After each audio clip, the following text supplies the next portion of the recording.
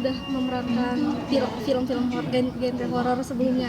Di apa film Gerbang Neraka ini perbedaan apa yang dirasakan untuk memerankan?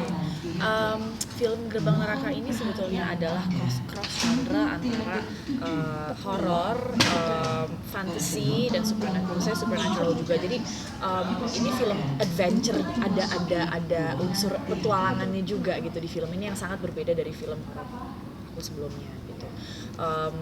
Dan juga film ini kita kan mengangkat kayak cerita dari situs yang memang betul-betul ada, yaitu Gunung Padang, meskipun akhirnya dibalut menjadi sebuah cerita fiksi ya, fantasi, tapi kita mengangkat juga peninggalan kuno yang ada di Indonesia, betul-betul ada, yaitu Gunung Padang.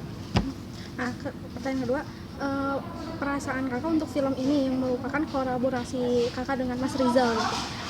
Kolaborasi ya, apakah ada perbedaan kerja sama dengan Mas Rizal? Aku kan kerja sama Mas Rizal terakhir itu kan 10 tahun yang lalu ya, udah lama banget gitu. Terus akhirnya bisa bekerja sama lagi, ya pastinya seneng banget bisa bekerja sama lagi dengan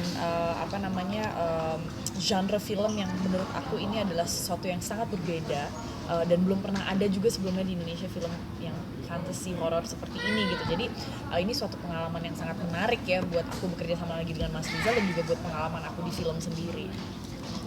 Pertanyaan terakhir, berperan seorang arkeolog, apakah ada riset-riset khusus yang dilakukan untuk menunjang peran di sini? Nah, jadi pertama kali aku di-approach sama Mas Roni dan Mas Rizal, ini kan kurang lebih 2 tahun yang lalu. Mereka menceritakan lah tentang ceritanya seperti apa mengenai Gunung Padang, terus tokoh yang mereka tawarkan yaitu arkeolog buat peran Arni gitu. Nah, Mas Roni dan Mas Rizal sudah banyak melakukan research melalui buku, melalui internet juga mengenai situs Gunung Padang, terus dan juga peninggalan purba lainnya di dunia gitu.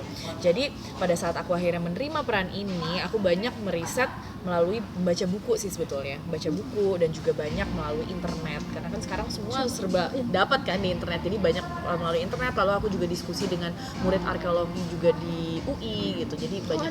Emang ada riset khusus? Ada. Soalnya ini ada pertanyaan untuk Marsija, tapi nggak ada Marsija, mungkin kakak juga tahu ya, pengapa sih dari banyaknya misteri atau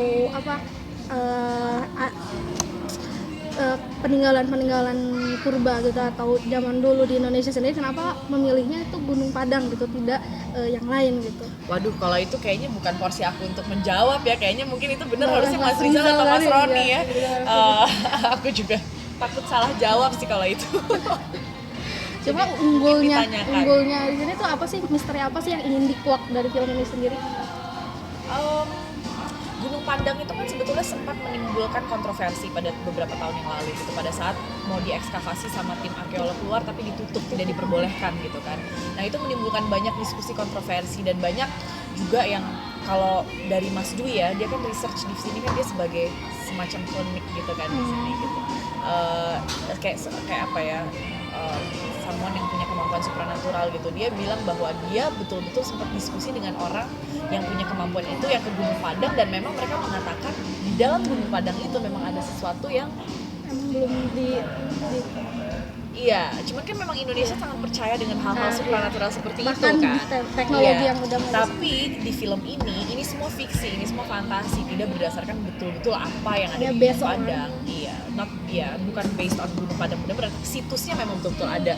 Tapi kan sekarang Gunung Padang kalau kita lihat masih gunung, tertutup vegetasi, tertutup pohon-pohon dan segala macam gitu. Nah, tapi di film ini kita membuat Gunung Padang sudah diekskavasi, yaitu Gunung Padang sudah bentuk Gunung Padang. Nah, itu semua menggunakan CGI. Makasih. Thank you.